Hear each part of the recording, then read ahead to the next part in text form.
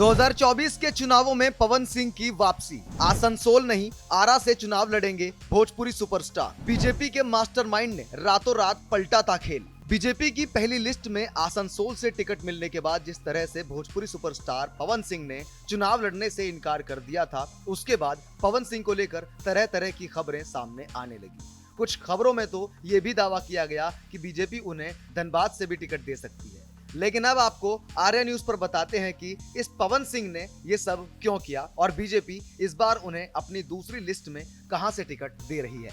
Bhojpuri film industry में इस समय पवन सिंह के नाम का सिक्का चल रहा है। जिस भी फिल्म में वो रहते हैं या जो गाना वो बनाते हैं, उसके सुपरहिट होने की संभावना सबसे ज्यादा रहती है।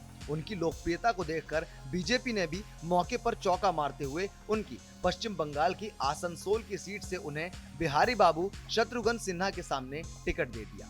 दरअसल आसनसोल में बिहार के वोटरों की संख्या सबसे ज्यादा है। यही वजह है कि उपचुनाव में टीएमसी ने यहां से शत्रुघ्न सिन्हा को टिकट दिया था और वो रिकॉर्ड मतों से जीत भी गए थे। ये बीजेपी की पारंपरिक सीट है, इसलिए बीजेपी किसी भी हालत में ये सीट जीतना चाहती है, इसलिए उसने पवन सिंह को टिकट दिया था। लेकिन टिकट मिलने के 24 घंटों में ही पवन सिंह ने यहां से चुनाव लड़ने से मना कर दिया और बीजेपी अध्यक्ष जेपी नड्डा से मुलाकात की। इसके बाद कयास लगाए जाने लगे कि पवन सिंह अभी भी चुनाव लड़ना चाहते हैं, लेकिन आसनसोल से नहीं। दरअसल पवन सिंह 2019 में भी लोकसभा का बीजेपी से चुनाव लड़ना चाहते थे और उन्हें उम्मीद थी कि बीजेपी उन्हें हावड़ा से टिकट भी दे सकती है, इसलिए उन्होंने बीजेपी की रैलियों और प्रोग्राम में भी जाना शुरू कर दिया था। लेकिन उनकी ये उम्मीद पूरी नहीं हो सकी और बीजेपी ने उन्हें इंतजार करने का आश्वासन दे दिया। 2024 के लोकसभा चुनाव में पवन सिंह किसी भी तरह से बीजेपी का टिकट चाहते थे। इसके लिए उनके राजनीतिक गुरु, भोजपुरी फिल्मों के प्रोड्यूसर और बीजेपी विधायक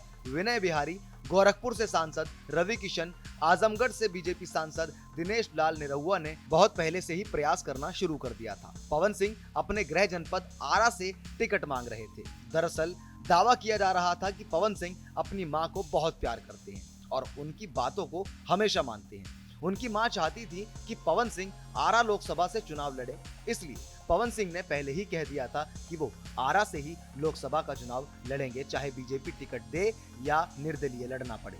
बीजेपी आरा सीट से आर के सिन्हा को टिकट दे रही थी, लेकिन अब पवन सिंह ने आर के सिन्हा को दूसरी सीट से लड़ने के लिए आखिरकार मना लिया है और इसीलिए उन्होंने बीजेपी अध्यक्ष जेपी नड्डा से मुलाकात की थी।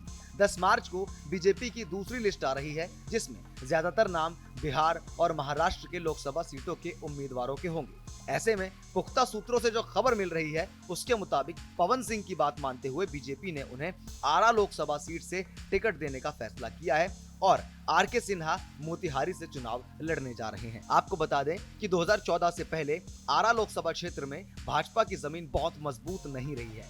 एनडीए से यह सीट जेडीयू के खाते में थी और पार्टी की मीना सिंह 2009 में चुनाव जीती थी।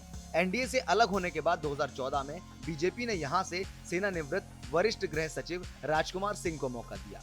इसके बाद नरेंद्र मोदी की लहर और सांसद आर के सिंह के क्षेत्र में किए गए काम और उनकी स्वच्छ छवि ने आरा में बीजेपी को मजबूत स्थिति में लाकर खड़ा कर दिया। 2019 के लोकसभा चुनाव में विपक्ष के वोटों की गोलबंदी के बावजूद बीजेपी ने 1,47,000 से ज्यादा मतों से जीत हासिल की थी। अब आरा से पवन सिंह का टिकट फाइनल होने के बाद उनके नाम को सार्वजनिक किया जाना बाकी है और जैसा उम्मीद की जा रही है, 10 मार्च को दूसरी लिस्ट में उनके नाम को सार्वजनिक कर दिया जाएगा। वैसे जमीनी स्तर पर पवन सिंह के चाहने वालों और उनके समर्थकों तक ये संदेश पहुंचा दिया गया है, इसलिए उनके समर्थकों ने तो चुनाव की तैयारियां भी शुरू कर दी है। आर्या न्यूज डिजिटल की रिपोर्ट।